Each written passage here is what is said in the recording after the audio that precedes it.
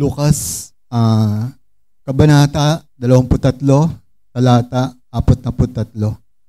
Katotohanan ng sinasabi ko sa iyo, isasama kita ngayon sa paraiso.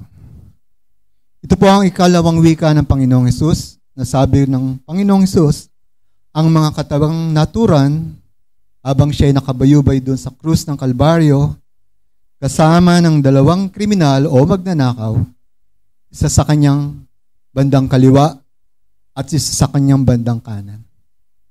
Napakabigat na hatol na kamatayan ang ipinataw sa dalawang magnanakaw dahil sa kanilang kasalanan sa kanilang bayan. Ngunit ang Panginoong Hesus ay walang bahid na kasalanan. Inosente sa mga hatol na pinataw sa kanya. Ngunit pinili ng Panginoon ang hatol sa kanya bilang pagsunod sa kalooban ng Diyos at kabayaran sa ating mga kasalanan.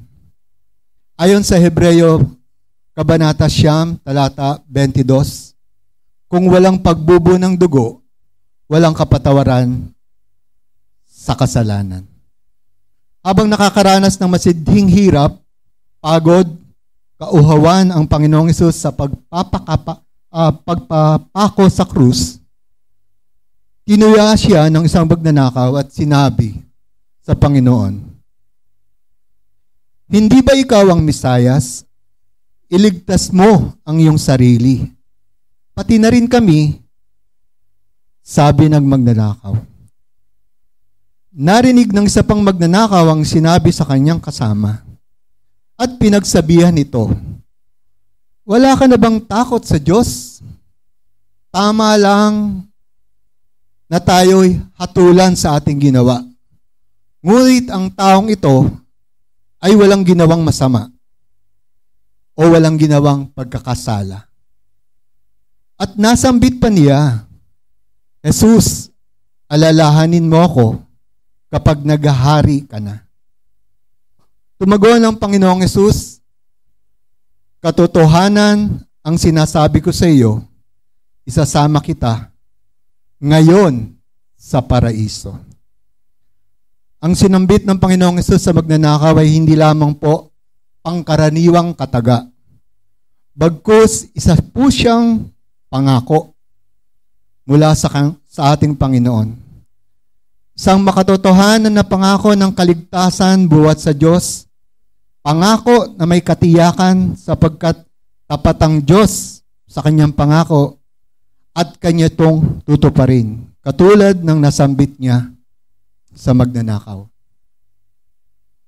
Mga kapatid, may tatlo pong mahalagang bagay po tayong makikita o matutunghayan sa ikalawang wika ng ating Panginoon. Una, yung pangako. Ayon sa Panginoon, isasama kita ngayon sa paraiso. Isang pangako na makapipiling ng ating Panginoon, ang ating Panginoong Diyos, doon po sa buhay na walang hanggan. Kung tuluyan kang mananampalataya sa Kanya. Isang pangako na may kaakibat na kaligtasan mula sa Diyos, sa lahat ng tao, na taos puso, magsisisi, magpapakumbaba sa harapan ng Diyos at tuluyang tatalikod sa kanilang mga kasalanan. Ikalawang mahalagang bagay, yung pinangakuan. Sambit ni Jesus, isasama kita sa paraiso. Yung salitang kita, referring po ito sa magnanakaw na nagsisi sa kanyang kasalanan at nagtiwala sa Panginoon. Sabi niya, Jesus, alalahanin mo ako pagdating mo sa iyong kaharian, tugon niya. Mga kapatid, kung isasalarawan natin ang kalagayan noon, panahong yun, ng magnanakaw na naturan, dahil sa masidhing parusa na kanyang dinaranas, marahil, hirap na hirap, pagod na pagod, uhaw na uhaw siya. Katulad ng ating Panginoong Hesus, siya man ay dumaranas ng masidhing hirap at pasakit. He is a dying man that needs Jesus acceptance. This man did not pray for Jesus to save him sa kanyang present suffering. No, mga panahon na yun na nakabayubay siya sa krus ng Kalbaryo. Sa halip, sabi niya kay Jesus, alalahanin mo ako kapag naghahari ka na. Remember me, O Lord. Yan pong nasambit niya, mga katagang nagpapahiwatig ng pagtitiwala at pananampalataya sa ating Panginoong Hesus. Glory to God. Sa pagkakataong ito, nadama ng Panginoong Hesus yung taos-pusong pagsisisi, pagpapakumbaba ng magnanakaw, and right there and then, tinupad niya ang kanyang kahilingan. Yung pangatlo at huling bagay, yung panahon ng katuparan ng pangako.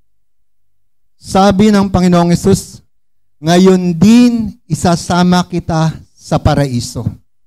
Yung salitang ngayon din, referring po sa panahon ng katuparan ng pangako ng Diyos. Ngayon din, sabi ng Panginoon, hindi mamaya, hindi bukas, ngayon din, today you will be with me in paradise. It takes effect, immediate effect sa buhay po ng magnanakaw.